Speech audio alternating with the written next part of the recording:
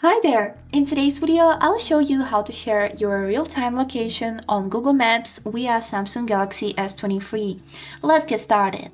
So as a first step, open Google Maps on your phone and then click on this white circle which will show your location. Then we would need to click on this blue circle and the center of your screen, and on your screen will appear this menu. Here you'd be able to find this button which is showing Share Location.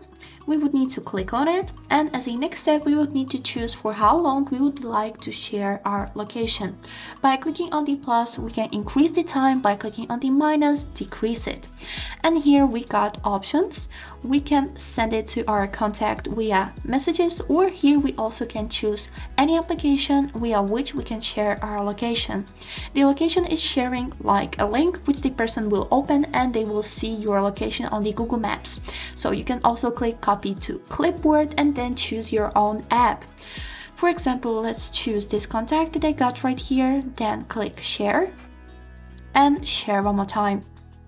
And after this, I'll be on the messages where is this scripted message which says see my real-time location on maps and the link which will show it.